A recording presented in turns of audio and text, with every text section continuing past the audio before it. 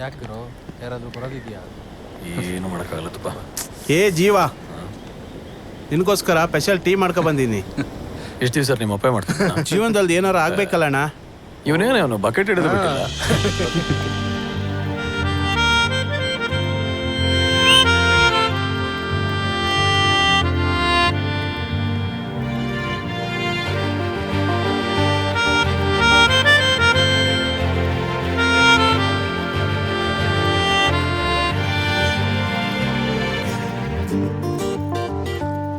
ಏನ್ ಜೀವ, ನಿನ್ನೆ ತಿನ್ನೋ ಥರ ನೋಡ್ತಿದ್ದಾಳೆ. ಒಂದೇ ದಿನದಲ್ಲಿ ಇಷ್ಟೊಂದು ಡೆವಲಪ್ಪ. ನೀನಿನ್ನು 2G ಸ್ಪೀಡಲ್ಲೇ ಇದೆಯಾ? ಇದು 5G ದುನಿಯಾ. ಅಷ್ಟು ಬೇಗ ಡೌನ್ಲೋಡ್ ಆಗೋಯ್ತಾ?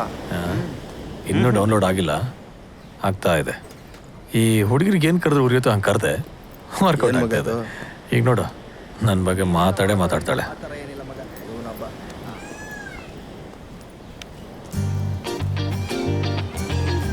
ಪ್ರೀತಿ, ಆ ಬೈಕ್ ಮೇಲೆ ಕೂತಿದಾನಲ್ಲ, ಆ ರೆಡ್ ಶರ್ಟು, ಅವನ್ ಯಾರು? ಯಾಕೆ? ನನ್ನೇ ಆಂಟಿ ಅಂತ ಕರೀತಾನೆ, ಮುದಿ ಕೂಬೆ. ಜೀವಣ್ಣ ಹಾಗೆ ಹೇಳಿದ್ರ?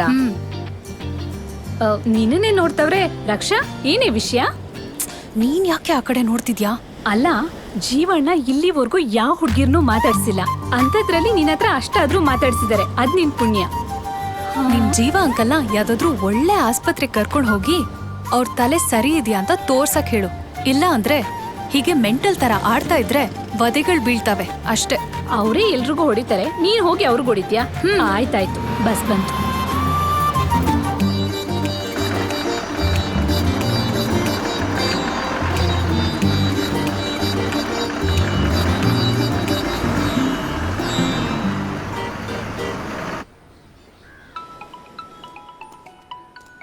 ಇವನ್ಯಾಕೆ ಮಾಡ್ದ? ಅಣ್ಣ, ಪಾರ್ಕಿಂಗ್ ಹತ್ರ ನಡ್ಕೊಂಡು ಬರ್ತಾ ಇದ್ದೆ. ನನ್ನ ಫ್ರೆಂಡ್ ಬೈಕಿಂದ ಡಿಗ್ರಿ ಹುಡುಗರು ಪೆಟ್ರೋಲ್ ಕದೀತಾ ಇದ್ರು. ಕೇಳಿದ್ಕೆ ಹಿಡ್ಕೊಂಡು ಹೊಡೆದ್ರನ್ನ.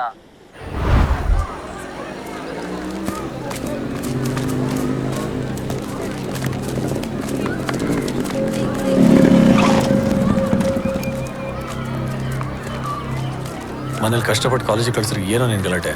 ನಾನೇನು ಮಾಡಿಲ್ಲ ಅಣ್ಣ. ಅವ್ರೇನಾದ್ರೂ ಮಾಡ್ಕೊಳ್ಳಿ, ನಿಂಗೆ ಯಾಕೆ ಅವೆಲ್ಲ? ನೋಡಣ್ಣ, ಹುಡುಗರನ್ನೆಲ್ಲ ಸೇರಿಸ್ತಾವನೆ.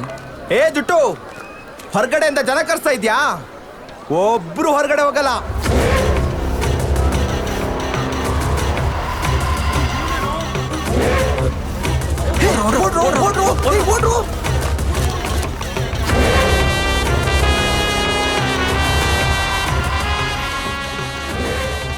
ಅವ್ರು ನಿನ್ನ ವಿಷಯಕ್ಕೆ ಬರಲ್ಲ.